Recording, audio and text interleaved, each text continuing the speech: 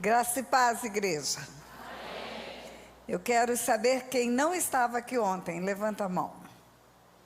Muita gente. Parece que houve uma alternância de público. Mas, além de que você poderá alcançar a informação da palavra de ontem, examinando lá no YouTube a gravação, eu preciso dizer que ontem nós tivemos só um assunto de quebra de paradigma.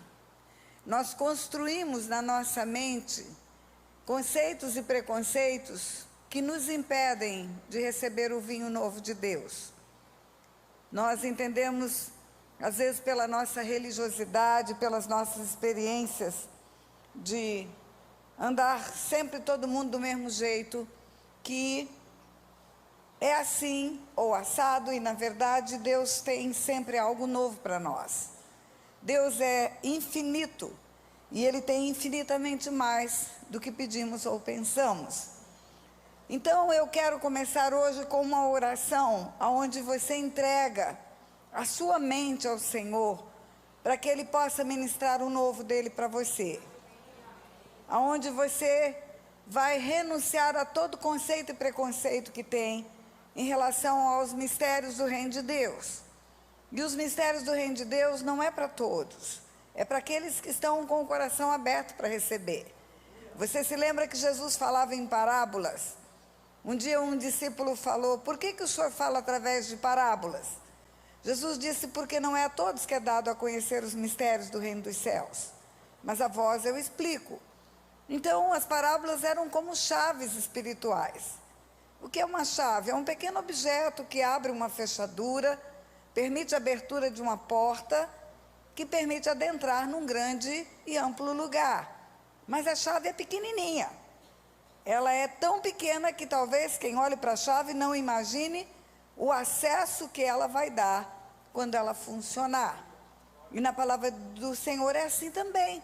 Nós temos chaves espirituais, existem mistérios do reino dos céus e Ele quer revelar para o seu povo. Então eu quero apenas trazer à sua memória um versículo bíblico.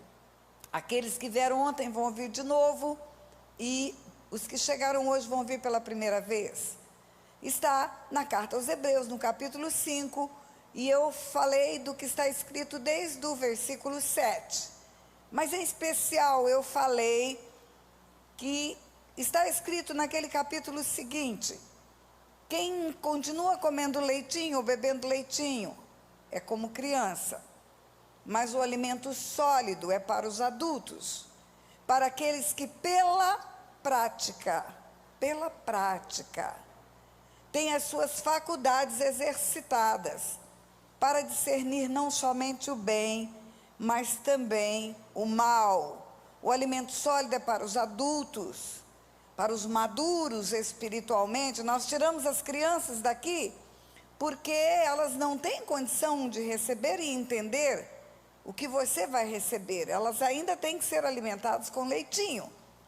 E quando a Bíblia fala que aquele que se alimenta de leite, está falando nas coisas muito simples.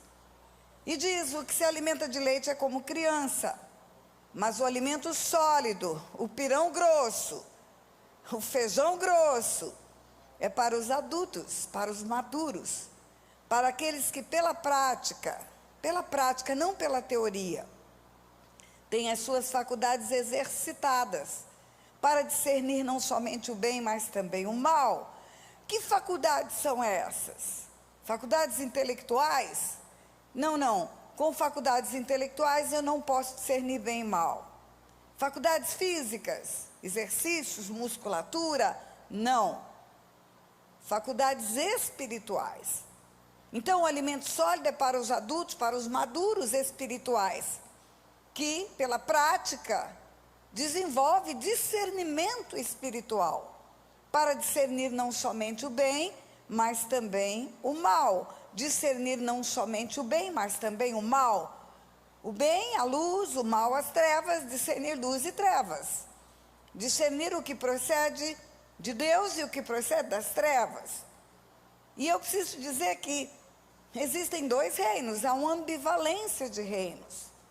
Império das trevas, reino da luz. Império das trevas, reino da luz. quando Jesus fala, o ladrão não vem senão somente para matar, roubar e destruir. Esse é o fruto das trevas. E ele diz, mas eu vim para que tenham vida e a tenham em abundância. Se o fruto que eu percebo é morte, roubo e destruição, quem produz esse fruto? Quem mata, rouba e destrói. Se o fruto que eu percebo é vida e vida em abundância, quem produz? Jesus, aquele que governa na luz. Então, quando a Bíblia fala, o alimento sólido é para os adultos, para aqueles que pela prática têm as suas faculdades exercitadas, para discernir não somente o bem, mas também o mal, ele está nos animando a desenvolver o nosso discernimento espiritual. Ele está dizendo, olha, desenvolva-se espiritualmente, não pare espiritualmente, cresça espiritualmente, mas cresça no conhecimento da luz e no conhecimento das trevas.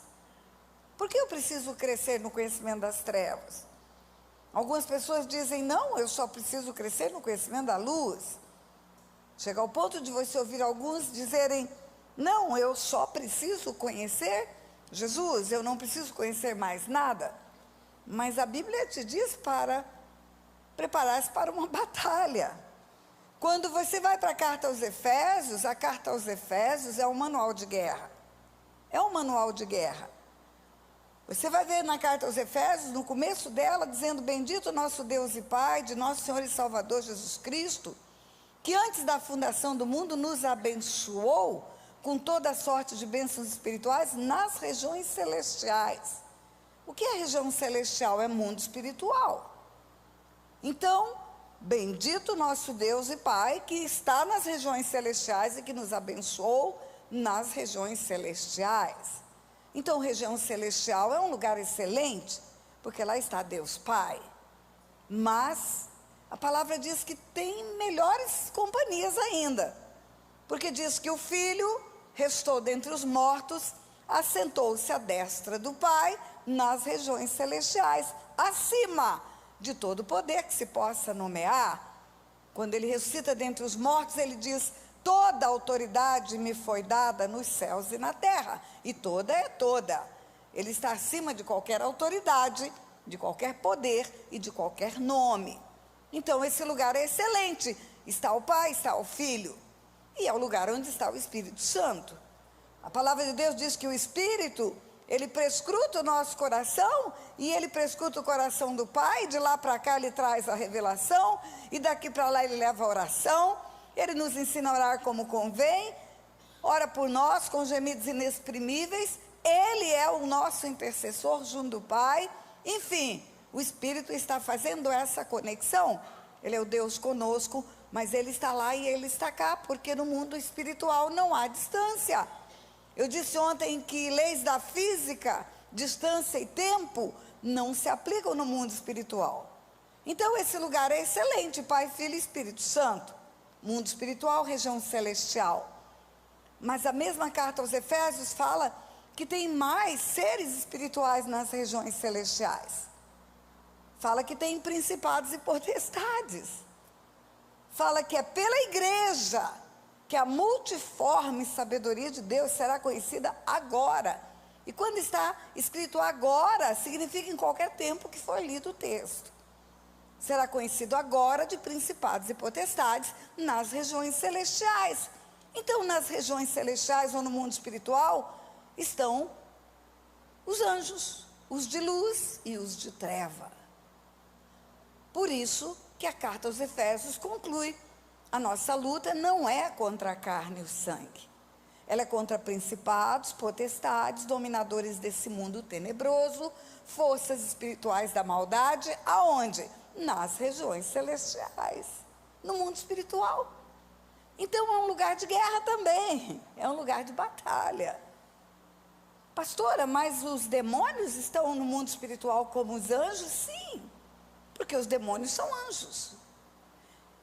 A origem deles, eles são criaturas formadas por Deus para serem da luz.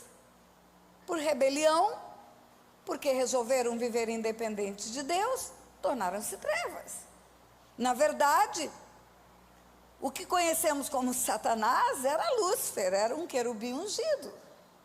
Um demônio nada mais é do que um anjo fora da posição. É um anjo que tornou-se de trevas, era de luz. Em que lugar ele está? No mundo espiritual, no mesmo lugar espiritual. É como se fosse um soldado treinado para ser do BOPE, ou da tropa de elite, para ser do bem, e converte-se para as trevas. Tem a mesma habilidade. Ele é a mesma pessoa, ele só está fora da posição. Quando a Bíblia fala que o alimento sólido é para os adultos, para aqueles que pela prática têm as suas faculdades espirituais exercitadas para discernir não somente o bem, mas também o mal, a Bíblia está dizendo: não seja bobo, veja o que está acontecendo à sua volta. Abre os teus olhos espirituais, porque o que você não vê existe, o mundo espiritual existe, é real. É tão real quanto eu e você. E é isso que nós precisamos aprender. E precisamos quebrar paradigmas. Nós aprendemos, por exemplo, que nós não precisamos fazer mais nada. Jesus já fez, ele já fez na cruz, ele fez. Sabe o que ele fez? Ele expôs Satanás ao desprezo e triunfou deles na cruz.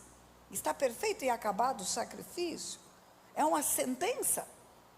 É uma sentença condenatória. Lá na cruz, Satanás foi condenado.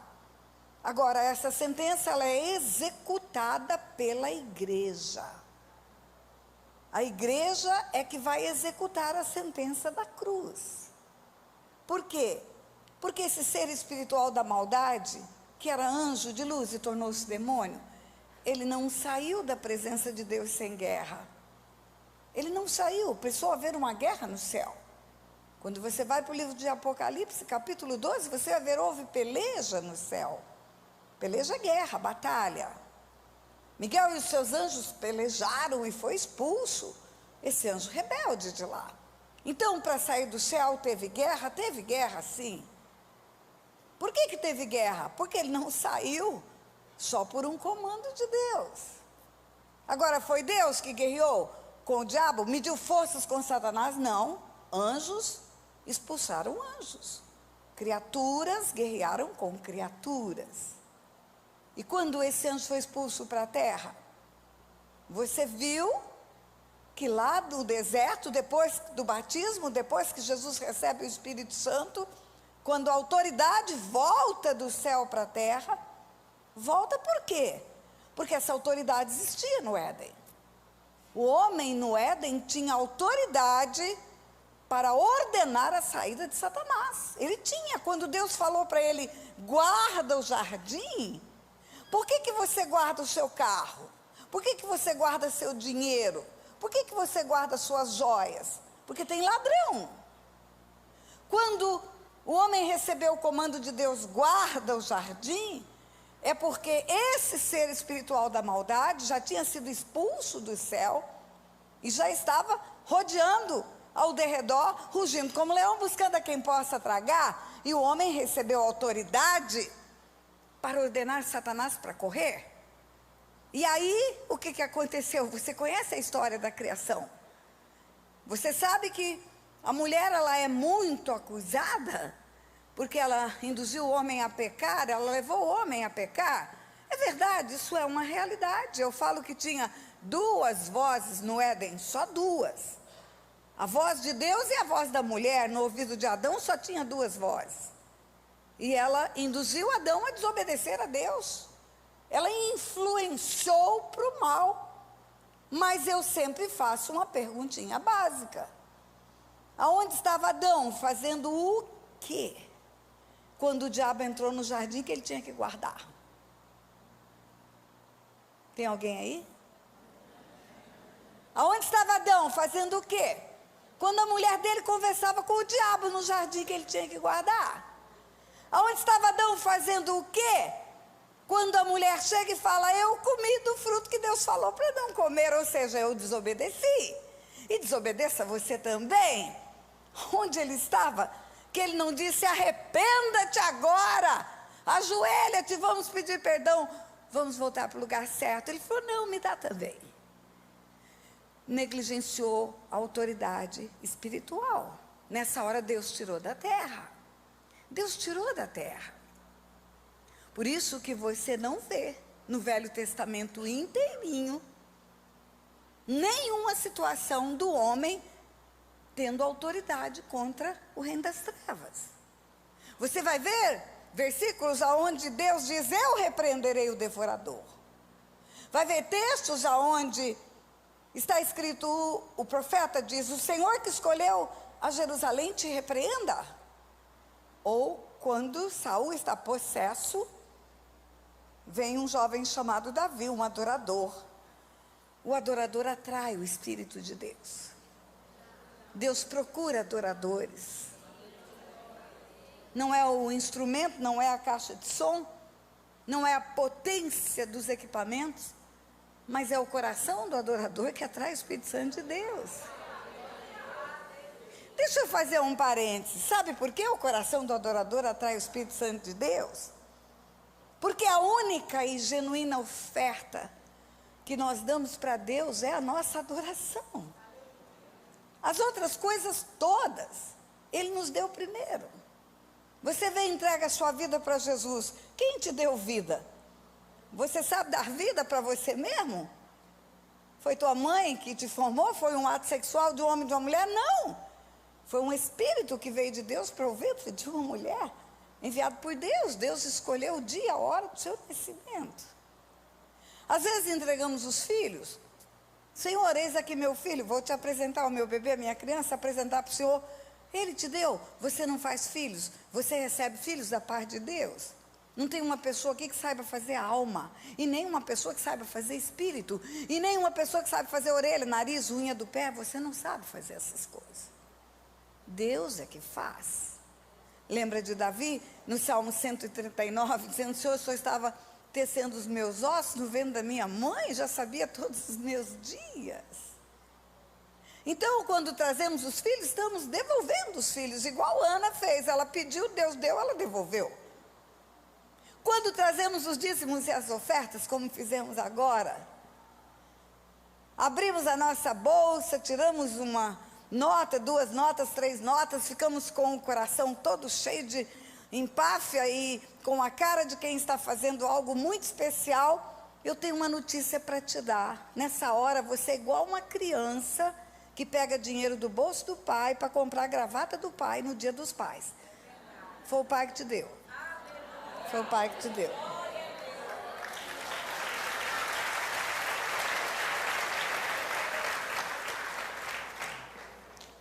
Então não tem nada que damos a Ele que Ele não tenha nos dado primeiro. A única coisa que lhe damos e que não recebemos antes é a adoração. Essa é a oferta mais genuína que podemos dar para o Senhor. Por isso Ele procura adoradores. Por isso Ele procura adoradores na terra. E você vai ver voltando ao Velho Testamento, no episódio de Saul possesso, Davi é chamado, dedilha o instrumento, o espírito vem, o demônio afasta de Saul, mas não tem autoridade para ordenar sair. A autoridade foi retirada da terra, ela voltou lá no Jordão. Quando o filho estava encarnado, quando o espírito manifesta de uma forma visível, e a voz do pai é ouvida dizendo: esse é o meu filho amado em quem me comprazo. Nessa hora a trindade se une e vem para a terra. E quando a trindade se une e vem para a terra, algo sobrenatural acontece na terra. E a autoridade voltou. Por isso que só depois daquele momento em que a trindade se reúne no Jordão, Jesus foi levado ao deserto para ser tentado. Olha bem, a autoridade foi tirada porque um homem foi tentado e sucumbiu à tentação. E a autoridade voltou porque um homem foi tentado e não sucumbiu à tentação. E a autoridade volta para a terra. E essa autoridade, ela veio para ser usada. Ela veio para ser delegada. Jesus diz: toda a autoridade me foi dada no céu e na terra. Quando ele ressuscita dentre os mortos, e ele delega essa autoridade, delega para os 12, delega para os 70, delega para todo aquele que crê. Você vai ver os 70 voltando possuídos de alegria, depois de ir de aldeia em aldeia, de cidade em cidade. E eles dizem: Senhor, em teu nome os demônios se nos submetem. Jesus fala: eu vi Satanás caindo do céu como um relâmpago. Ele está falando da expulsão de Satanás do céu. E depois ele diz: eis aí vos dei autoridade, vos dei, vos dei, vos dei, vos dei, tempo pretérito, tempo passado, para pisar de serpentes, escorpiões e sobre todo o poder do inimigo. Todo o poder do inimigo. Jesus fala o quê? Eis aí vos dei autoridade sobre todo o poder do inimigo. Quem está falando que o inimigo tem poder? Quem está falando? Jesus. Então, se você ouviu alguma pregação que Satanás não tem poder, ela está errada. Se você ouviu alguma pregação que diz que ele não tem poder, está errada, porque ele é um anjo. E os anjos são valorosos em poder. Agora, é um poder convertido para as trevas. E Jesus confere à igreja todo o poder. Ele tem um pouco e a igreja tem todo. Por isso Jesus diz: as portas do inferno não prevalecerão contra a igreja. Eu nunca vi Jesus perder uma batalha. E olha que eu estou nesse negócio há muitos anos. Mais do que eu imagino. Outro dia eu vivia falando, tem 30 anos que eu falo de libertação, tem 30 anos. Outro dia encontrei com uma mulher que já é pastora há 27 anos e disse que fui eu que fiz a libertação dela. Então eu já perdi a conta. Não é porque eu não quero ficar velha, não. Eu já falei ontem. Se a vida fosse um jogo, eu estaria na metade do segundo tempo. Mas vai ter prorrogação e pênalti. Vai ter, eu creio nisso. Eu creio que tem muito que fazer ainda e muito que ensinar nessa terra. Mas por que eu fiz esse preâmbulo para você?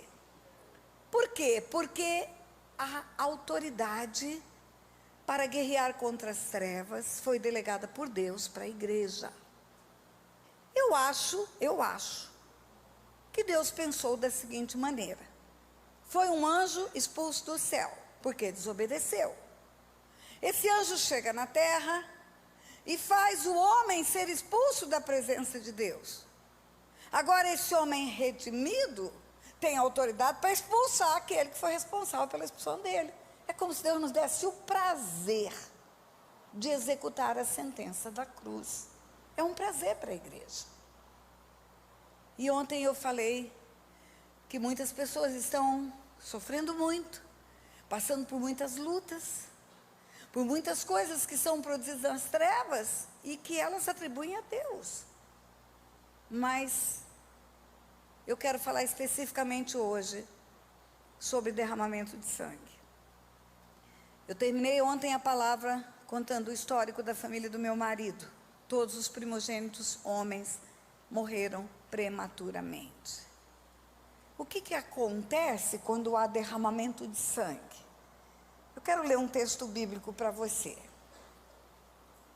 Esse texto parece que fala de construção civil. Deuteronômio 22, 8. Tem como colocar na tela esse versículo? Pronto, está ali para todos nós. Deuteronômio 22, versículo 8. Não fica procurando, não perca tempo procurando, porque a fé não vem pelo procurar. A fé vem pelo ouvir. Então nós vamos ouvir. Eu inclusive aconselho você ler a sua Bíblia na sua meditação diária em voz alta. Escute a sua voz. Eu gravo os versículos ouvindo a minha voz. Você escuta porque a fé vem pelo ouvir. Você já vivenciou uma situação em que você escuta uma música e depois você passa o dia inteiro cantarolando aquela música que você ouviu? Se você lesse aquela música, você não ia passar o dia cantarolando. É por aqui que você precisa ouvir a palavra, né? Então está escrito assim: quando edificares uma casa nova, farás no terraço um parapeito, para que não tragas culpa de sangue sobre a tua casa, se alguém dali cair.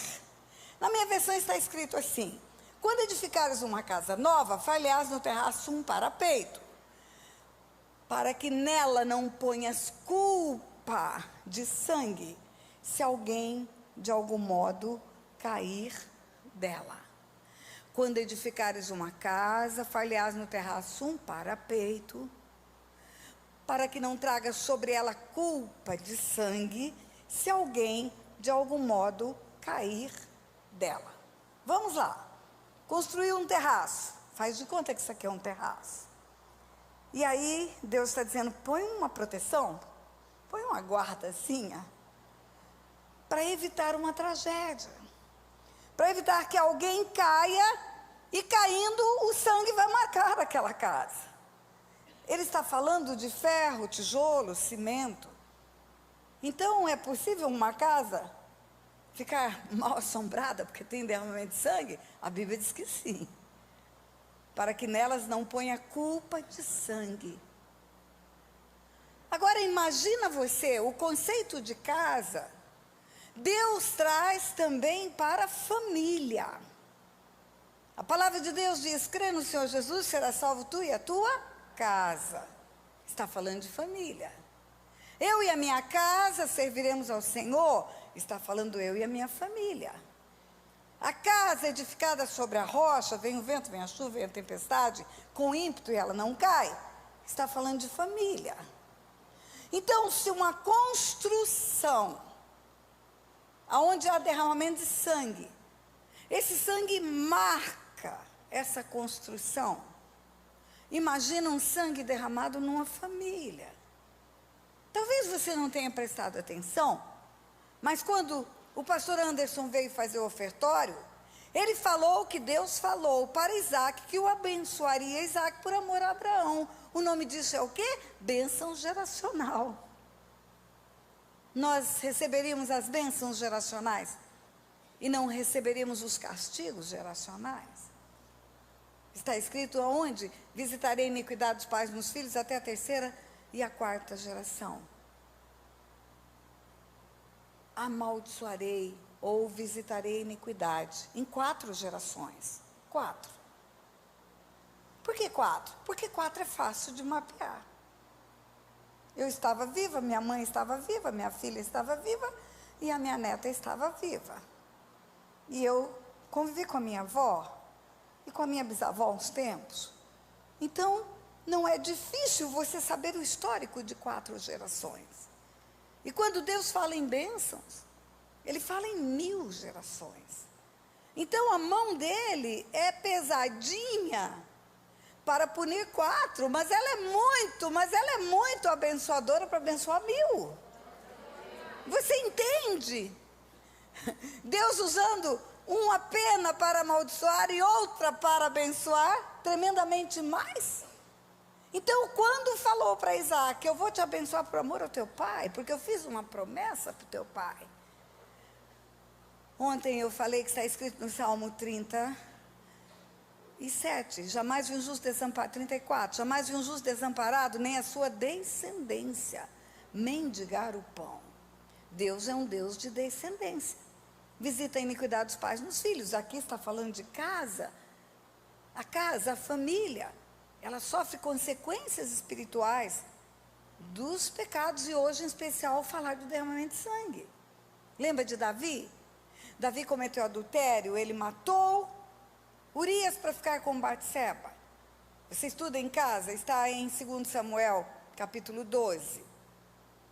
Quando Davi achou que já estava tudo calmo, que Deus estava passando a mão na cabeça dele, o profeta Natã vai ao aposento de Davi e confronta Davi. O profeta Natã fala: você matou Urias. Você matou Urias com a espada dos filhos de Amon. A guerra era contra os amonitas, israelitas e amonitas, mas Davi articulou para que Urias fosse para a frente de batalha para morrer. Manipulação. Articula para obter resultados que lhe sejam favoráveis. Manipulação foi um dos pecados de Davi.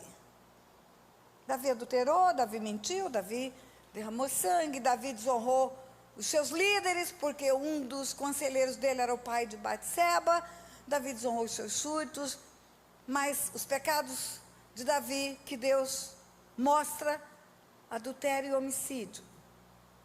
Você vai ver as gerações que vieram de Davi, e Davi era um homem segundo o coração de Deus.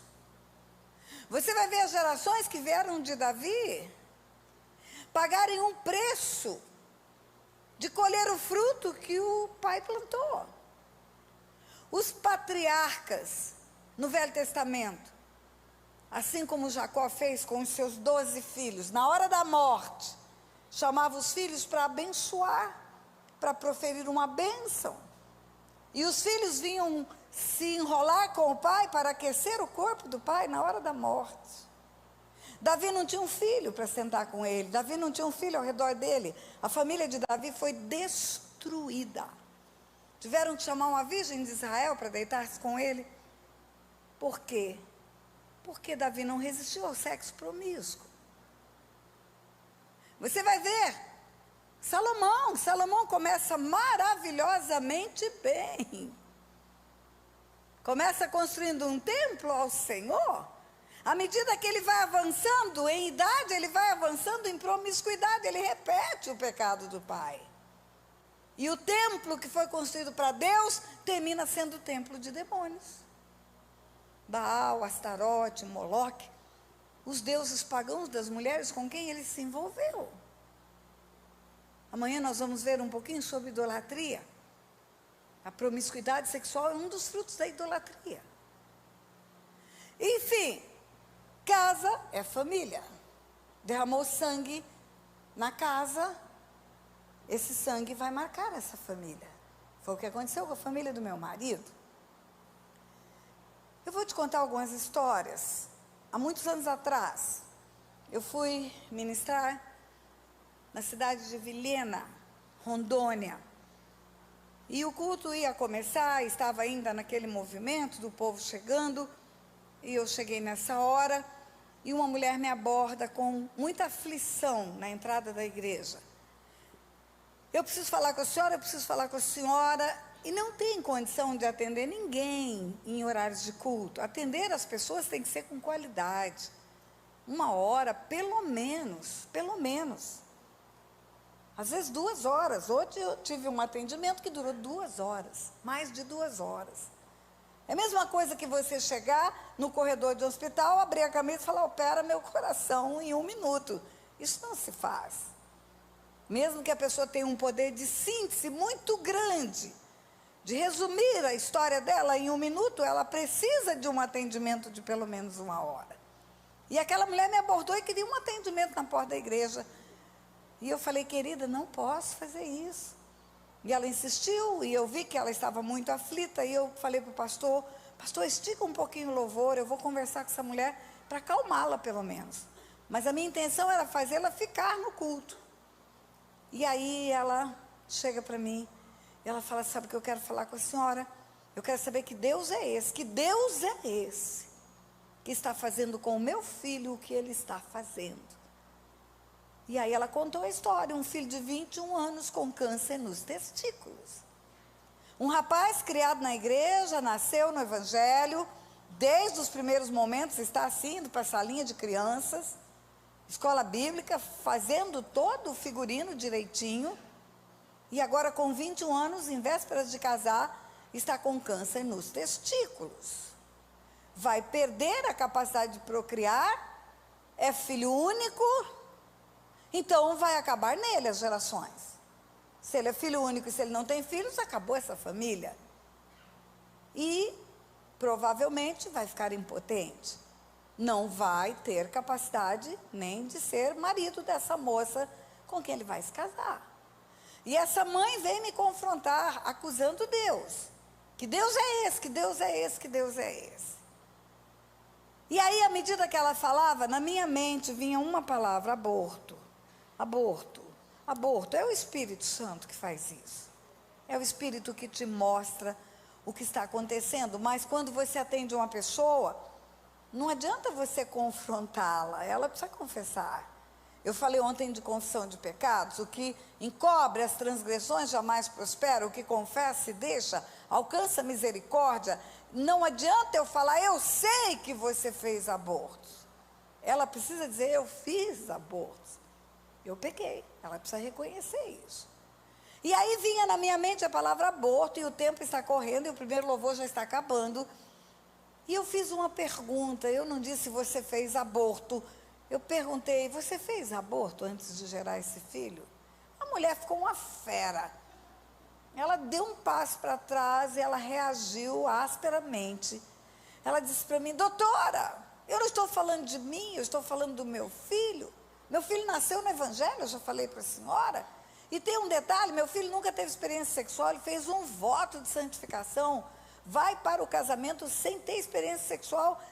E agora eu não estou falando de mim, eu estou falando dele. E eu voltei a perguntar, não tinha como explicar tudo que eu expliquei ontem aqui.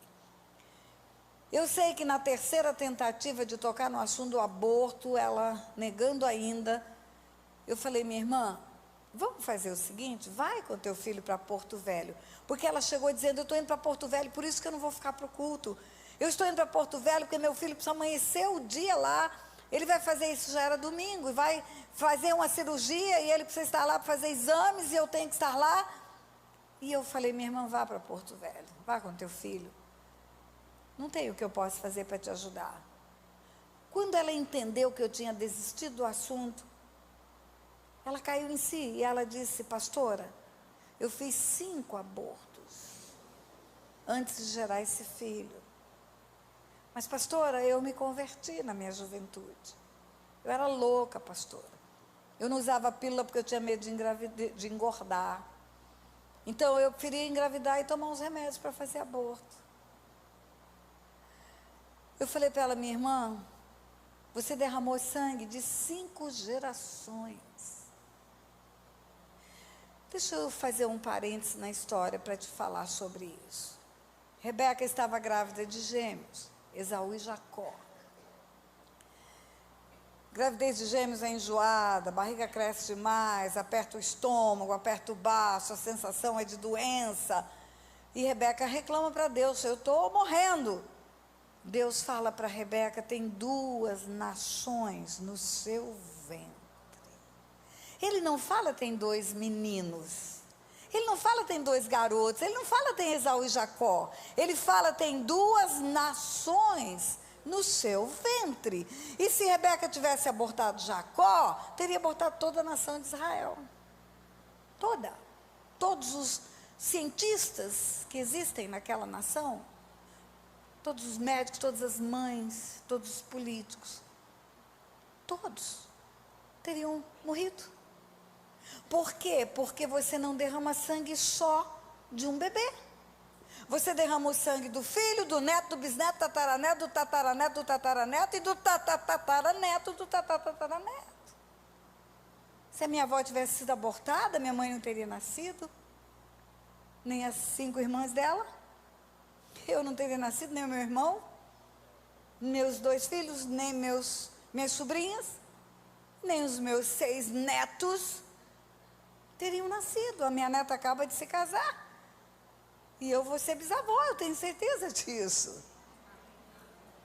Não sei se você está escutando, Gabriela, eu quero bisnetos. Mas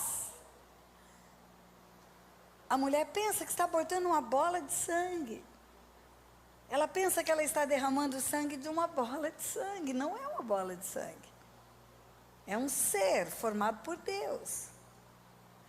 Você se lembra de que falei ontem que Deus fala para Jeremias, antes que eu te formasse, eu te conheci? E antes que saísse do ventre da tua mãe, eu te constituí profeta às nações? Antes de mandar para a barriga dela, eu já te dei um destino. E antes de você sair, o ministério profético já estava lá.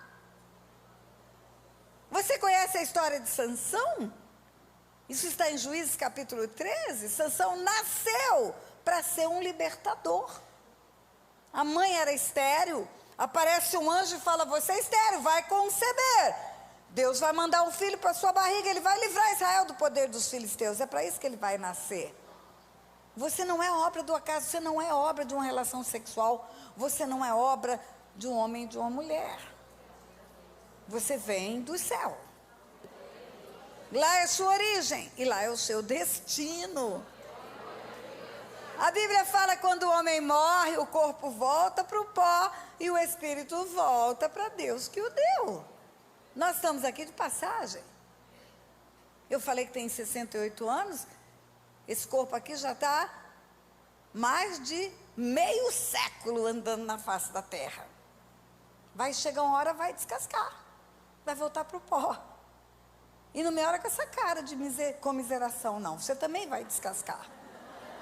Olha para quem está ao lado e fala, você também vai descascar. Vai.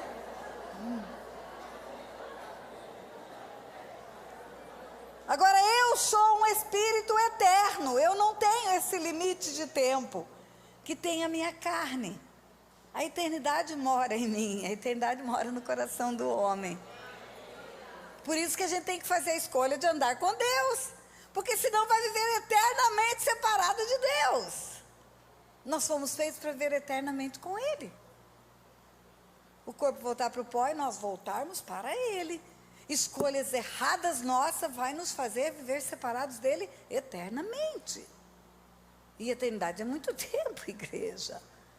Bilhões, trilhões, 8 trilhões, bilhões de anos é a eternidade. Agora, quando você mata um filho no ventre, você mata gerações. Aí, nós fomos convencidos por uma mídia maligna que não tem problema o aborto. Inclusive, tem aí deputados e senadores fazendo projetos de lei para liberar o aborto nessa nação. Deixa eu aproveitar e falar sobre isso também, não vou perder a oportunidade. Acompanhe de perto quem você elege. Acompanhe de perto para quem você deu seu voto. Sabe por quê? Porque a nação pode ser marcada por trevas ou por luz, em decorrência dos projetos.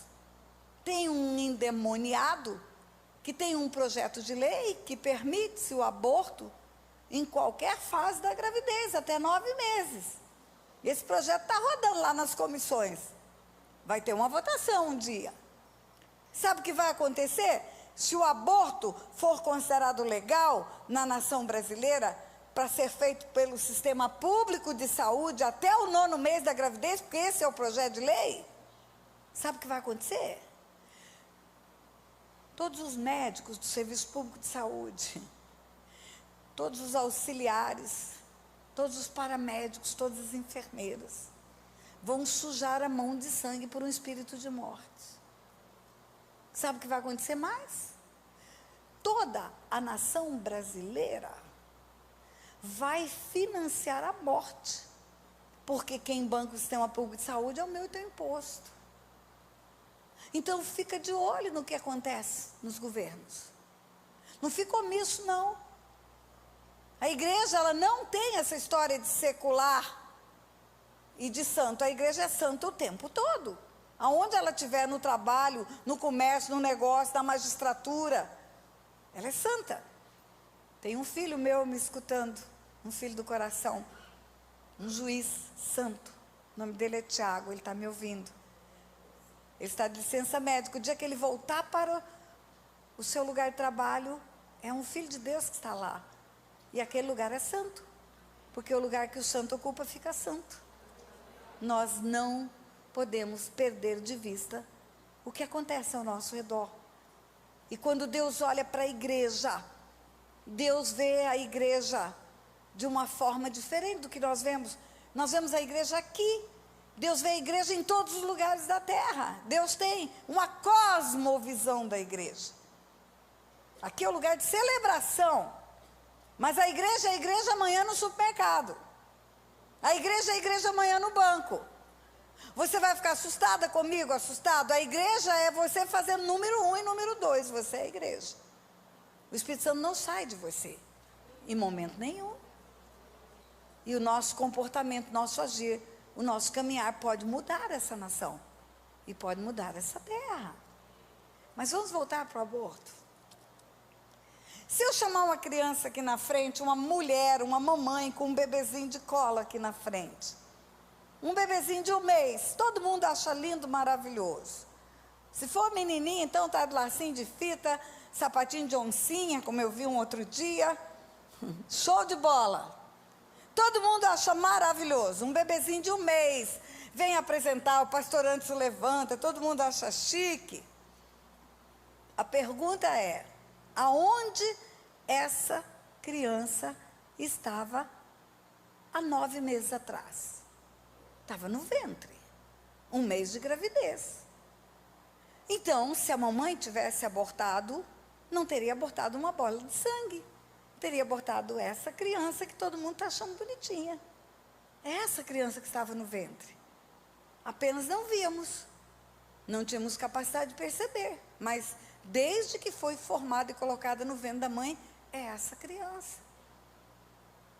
O aborto seria matar essa criança que Deus enviou para a terra. Pastora, eu não tenho nenhum histórico de aborto na minha vida. Mas tem uma história assim, eu tinha uma colega de trabalho, e essa colega foi abortar, e eu acompanhei essa colega, porque eu fiquei com muita dó dela, não quis que ela fosse sozinha. Eu entendi que se ela fosse sozinha, ela poderia correr risco, ter uma hemorragia, alguma coisa assim, e eu acompanhei essa moça para uma clínica de aborto, mesmo não concordando com o aborto. Ah, é? Então vamos imaginar que seja essa criança de 1 mês de idade. Essa mamãe é sua amiga, é sua colega de trabalho, e ela chega e fala para você, eu não quero mais essa criança, eu quero matar essa criança. Você me acompanha no lugar onde eu vou tirar a vida dela? Não, pastora, não é a mesma coisa, é a mesma coisa. É a mesma coisa. Apenas agora ela é visível e ela era invisível antes. Pastora, eu nunca acompanhei ninguém. Mas teve uma situação que eu emprestei dinheiro, porque era uma irmã minha, pastora. E se ela não tivesse dinheiro para pagar uma boa clínica de aborto, ela ia para um lugar clandestino, podia morrer. E eu fiquei com muita misericórdia dela e eu emprestei dinheiro para ela. Vamos imaginar que essa mulher quer matar essa criança de 1 mês de idade. E ela chega para você e fala, olha, eu quero matar essa criança. E eu arrumei um pistoleiro de aluguel. E ele cobra tanto. Se você me der o dinheiro para pagar o pistoleiro de aluguel, vai ser um tiro só na cabeça. Agora, se você não me der, eu vou matar de qualquer jeito com uma martelada. Aí você pensa, não, eu vou dar o dinheiro para ela pagar o pistoleiro, para a morte ser mais tranquila. Pastora, não é a mesma coisa? É a mesma coisa. É a mesma coisa. Pastora, eu não ajudei, eu não dei o dinheiro, eu não acompanhei. Eu escutei essa conversa na minha casa, era minha irmã com a minha mãe, e eu ainda não queria me meter, porque eu não queria que eles vissem que eu sabia, a história era muito desagradável. E aí eu escutei a conversa e eu me calei só. Tem alguma responsabilidade? Tem. Porque se você escutar essa mulher falar que vai matar essa criança, e você está por perto, e você não fizer absolutamente nada para convencê-la do contrário, o seu silêncio é omissivo. Espiritualmente, se você não está contra, você está a favor. E o homem? Tem alguma consequência espiritual para o homem? Igual. Se deu dinheiro, se não disse não faça, se não se opôs, se não insistiu para a criança sobreviver. E para o homem tem uma consequência adicional. O Salmo 78, que conta da saída do povo do Egito. O Salmo 78 fala que a morte dos primogênitos no Egito significou que Deus feriu as primícias da virilidade daquele povo. Então, primogênito é chamado de primícia da virilidade. Primícia da virilidade, o que é, pastora? É o primeiro fruto da virilidade de um homem. É o primeiro fruto. Também quando Jacó chamou seus 12 filhos para abençoar, ele chama Rúben de primícia da virilidade.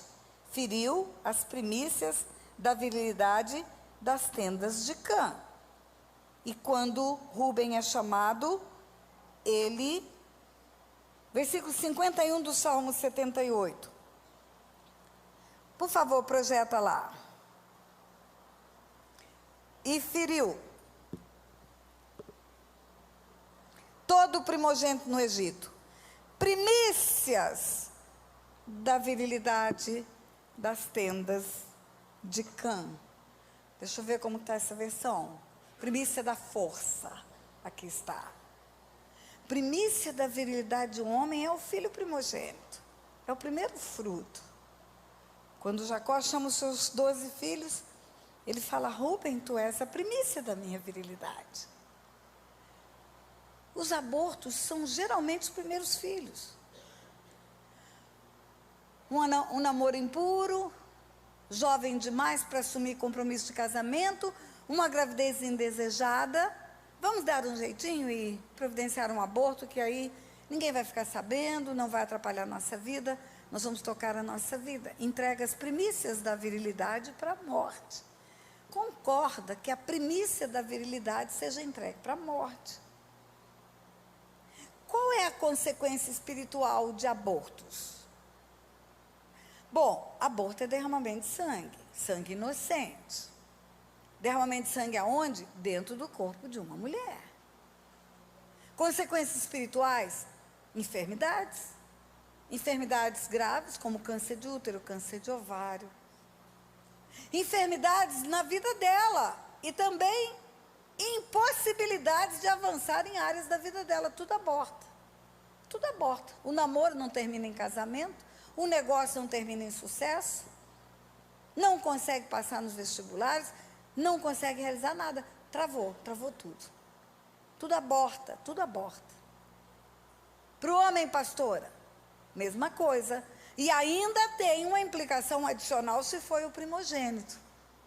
Se ele concorda em entregar o primogênito para a morte, ele tem uma consequência de haver entregue a primícia da virilidade dele para a morte. Isso significa o quê? A virilidade dele vai morrer. E aí ele vai precisar muito cedo de uma pílulazinha azul, porque ele vai ficar impotente, porque ele entregou a sua virilidade para as trevas. Agora, as consequências são geracionais também. Eu posso não ter a enfermidade no meu corpo, mas pode ter enfermidade no corpo do meu filho. Pode ter enfermidade no corpo do meu neto. Aquela mulher volta para ela. Falou: pastor, eu fiz 5 abortos. Ela derramou sangue de 5 filhos no ventre, ou melhor, de 5 gerações. Depois de derramar sangue de 5 gerações, ela gerou aquele moço.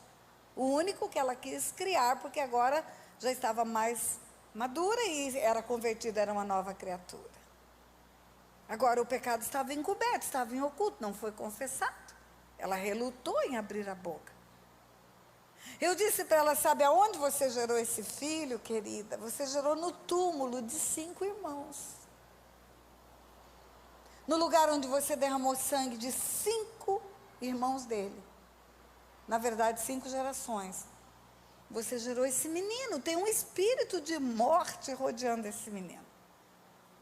Contei a minha história, a história que eu contei ontem. Eu falei para ela: Deus não é injusto não, querida. Deus é justo até com o diabo.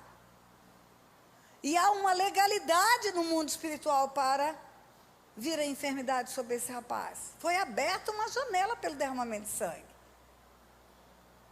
Pastora, mas eu me arrependi disso. Eu creio. Eu creio, se você se converteu mesmo, não é possível que não tenha se arrependido de fazer 5 abortos. Eu falei: mas o seu arrependimento definiu a sua eternidade. A alma que pecar, essa morrerá. A alma que se arrepender do pecado não morrerá mais, vai viver eternamente. Agora, você estava escondendo isso, você nunca tinha aberto a boca. Nós vamos orar agora. A igreja tem autoridade para ligar e desligar. E a igreja pode concordar em oração com você. E havendo concordância na terra, concordância no céu. E nós vamos orar agora, vamos pedir a misericórdia de Deus sobre a vida desse seu filho. Você acabou de tirar da mão do diabo o que estava lá. Igreja, Deus não brinca de ser Deus. E o diabo também não brinca de ser diabo. qualquer coisa que ele tiver nas mãos da nossa vida, ele vai usar contra nós. Ou na nossa geração, ou nas outras gerações. E aí, nós oramos. Quando você vai para o YouTube, nos vídeos antigos que estão no YouTube, você vai ver que eu digo, eu não sei como essa história terminou, porque ela foi embora para Vilhena.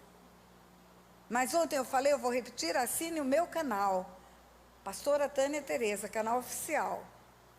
Lá estão os vídeos novos, e no vídeo novo, eu conto o fim da história. No vídeo novo, eu conto o fim da história. O fim da história foi o seguinte, eu estava dando aula em Curitiba, num seminário de libertação, umas 150 pessoas, pastores e líderes, e aquela mulher estava lá e eu não sabia.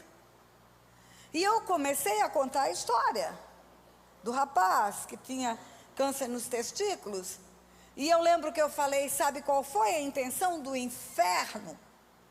Matar todas as gerações futuras agora. Ela mata 5 e mata o resto. Porque se esse rapaz não gera filhos, acabou nele. E quando eu estava no meio da história, a mulher se levanta e vem ficar do meu lado. Lá tem muitas escolas, é uma base da Jocum, e tem muitas escolas e tem muitos avisos. E eu achei que era uma funcionária, uma pessoa da base, uma missionária vindo dar um aviso. E ela parou do meu lado, e eu parei de falar, olhei para ela. Ela falou, a senhora não está me conhecendo? Eu falei, não, querida. Ela falou, eu sou essa mulher de quem a senhora está falando. E eu vim contar para a senhora o fim da história. Pastor, até aquele dia eu nunca tinha confessado esse pecado de derramamento de sangue. Isso estava em oculto, estava encoberto. Aquele dia eu abri a boca, chorei, entendi o mundo espiritual. Fui embora para Porto Velho. Segunda-feira nós fomos ao médico. O tumor era um tumor invasivo, crescendo muito rapidamente. E o médico queria fazer um novo exame antes da cirurgia, para ter uma dimensão da cirurgia. E qual não foi a surpresa do médico, pastora? Que quando fez o novo exame, a nova tomografia, o tumor estava encolhendo ao invés de crescer. Ela falou, o médico falou, mas tem alguma coisa errada, porque esse tipo de tumor não encolhe, ele não desaparece. Marcou a cirurgia para mais 2 dias, nós vamos repetir esse exame.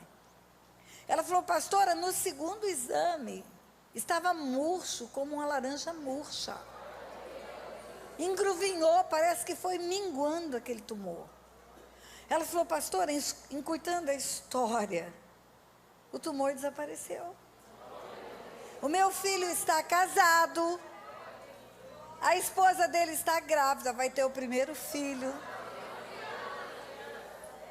E a reação do povo foi essa sua, glória a Deus. Aí ela virou para aqueles pastores, eram pastores e líderes no curso. Virou para os pastores e falou, e vocês? Tratem de confessar os seus pecados. Porque o que está encoberto está destruindo as gerações futuras. Diga ai, ai, ai. E eu quero terminar essa noite, porque eu sou fiel ao horário que me foi dado. Desafio você voltar amanhã. Amanhã nós vamos orar. Eu quero terminar essa noite dizendo para você o seguinte. Quando falamos em heranças espirituais, nós olhamos para trás. Nós olhamos os pecados dos nossos pais, dos nossos avós, dos nossos bisavós e dos nossos tataravós. Tudo bem. O que acontece na nossa vida de ação maligna, 30% aproximadamente, não é um número exato, 30% aproximadamente vem por causa das heranças. 70% é por causa dos nossos pecados. Pecados não confessados. Não arrependidos, não confessados. Agora, os nossos pecados não confessados não afligem só a nossa vida em 70% do mal que nos acontece. Ele deixa um legado espiritual para as próximas gerações.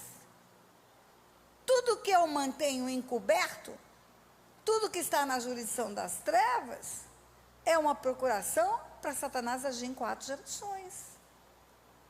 E ontem ficou muito claro, pela palavra de Deus, isso não tem a ver com salvação. Perder um filho com câncer nos testículos não tira a salvação dele. Não. Mas enterrar um filho com câncer nos testículos tira a vida abundante de qualquer pessoa. Não tem nada a ver com salvação que eu estou falando. As consequências geracionais dos pecados praticados pelos pais, avós, bisavós, tataravós, elas podem tirar a vida abundante de 4 gerações. Então, nada nosso tem que ficar na mão do inferno. Nada. Quando Moisés chegou para Faraó e falou, deixa o meu povo ir, era recado de Deus, deixa meu povo ir para celebrar ao Senhor no deserto. Faraó perguntou, quem vai? Moisés falou, vai todo mundo. Vai jovem, vai velho, vai criança. Faraó quis negociar, deixa os animais. Sabe qual foi a resposta de Moisés? Nenhuma unha vai ficar nas mãos do diabo. A tua reputação, que pode ser preservada se esconder o pecado, não vale mais do que a sua libertação. E a libertação de filhos, netos, bisnetos e tataranetos. Curva a tua cabeça. Pai, em nome de Jesus, no poderoso nome do teu Filho Jesus, aí está, Senhor, mais uma porção daquilo que o Senhor tem me ensinado e que eu tenho passado para o teu povo. Aí está, Pai, mais um ensino que vem do alto para nos limpar. A tua palavra diz que o teu filho diz, eu sou a videira verdadeira, meu pai é o agricultor. Todo ramo que está em mim, o meu pai limpa. Nós estamos em Cristo, por isso podemos ser limpos. E quando ele termina, ele diz, vós sois limpos pela palavra. Pela palavra. Também a tua palavra, Pai, fala e nos ensina em Apocalipse 19, no encontro da noiva com o noivo. Está escrito, eia, são chegadas as bodas do Cordeiro, cuja noiva a si mesmo se ataviou. A noiva se atavia, ela se enfeita, ela se adorna, ela se limpa, para que tenha vestes resplandecentes, sem mancha, sem mácula, sem ruga. Pai, nós queremos viver uma vida de transparência diante do Senhor, e queremos viver uma vida sem ter absolutamente nada na mão do inimigo. Por isso, Senhor, eu não posso convencer o teu povo de nada, mas o teu Espírito pode, Pai. Eu peço ao Senhor que, pelo teu Espírito, Pai, pelo teu Espírito, complete ao coração dos teus filhos essa palavra. Acrescente, Pai, aquilo que pela minha incapacidade ou pela minha limitação humana eu não fui capaz de ensinar. Que eles possam, Senhor, ser instruídos pelo teu Espírito, para poderem, Senhor, abrir as suas vidas, abrir as suas histórias e confessar os seus pecados. Nós te pedimos isso em nome de Jesus. Pastor Anderson, eu posso ter mais 5 minutos? Pode? Também eu não vou deixar o senhor de calça curta, porque o senhor não ia poder dizer não, né? Mas o Espírito está me dizendo para te contar uma história. Uma mulher, uma senhora com recursos financeiros, com uma incapacidade renal grave, os rins não funcionavam, fazia 14 anos. E eu conheci essa mulher, e essa mulher é uma mulher de Deus. A vida no altar, a história arrumadinha. Você olha para essa mulher, não tem resposta na vida dela para o que está acontecendo. E havia um ingrediente espiritual muito sério, porque essa mulher entrava em fila de transplante. Toda vez que ia fazer um transplante dava errado. Ou adoecia ela ou adoecia a doadora. Ou adoecia ela ou adoecia a doadora. E 14 anos em hemodiálise é destrutivo para uma pessoa. E eu cheguei na vida dessa mulher nessa hora, já com 14 anos de hemodiálise. Já com 3 tentativas de transplante frustradas. E conversamos e eu falei de heranças para ela. E ela entendeu.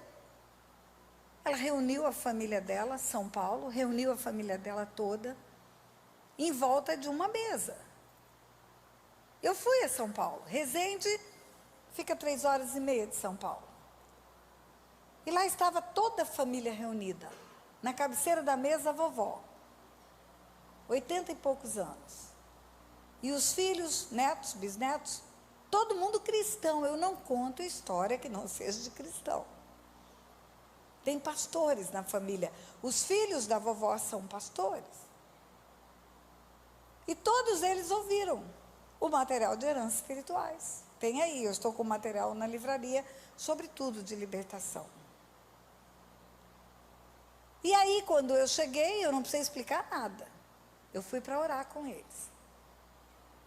Eu falei, vocês ouviram o material de heranças espirituais? Ouvimos.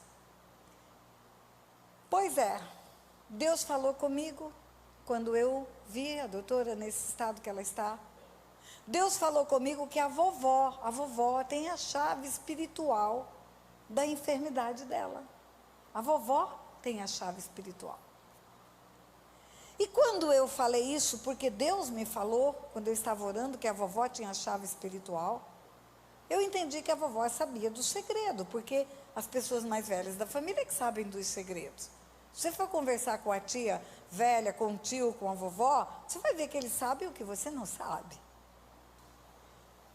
E quando eu falei a vovó tem a chave espiritual da enfermidade, a vovó levantou a mão na cabeceira da mesa, uma mesa enorme, e falou, e eu tenho mesmo.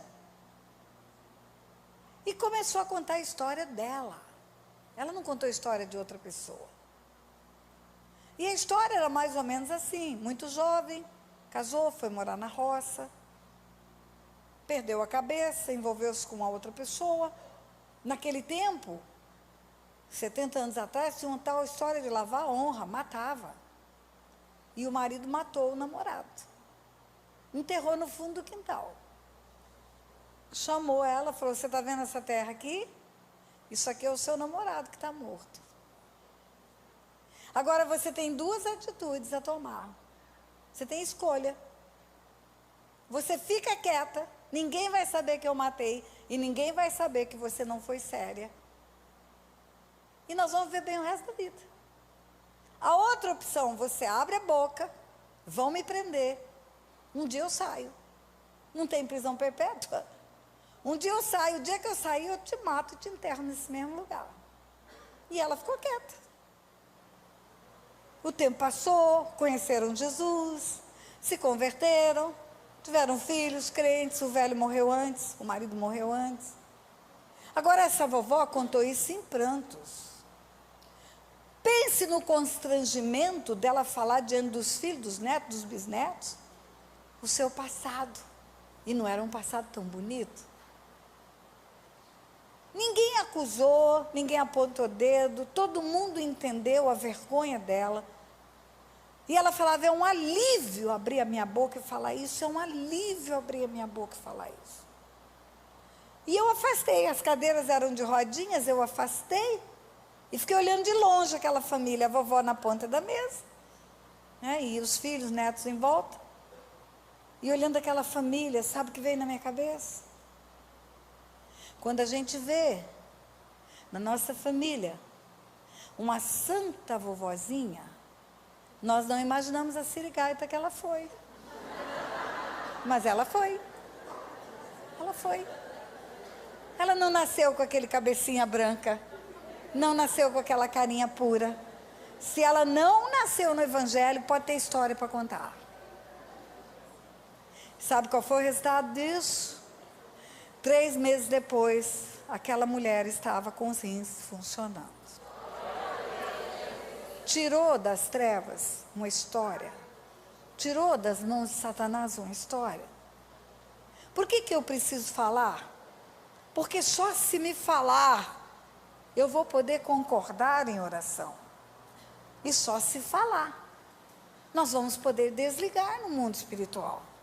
Por isso Jesus diz, na palavra dele, sobre confissão. Por isso foi nos ensinado por Tiago, confessai os vossos pecados uns aos outros, para serem sarados. Não é para ter salvação, não. É para ter vida abundante. Amém, igreja?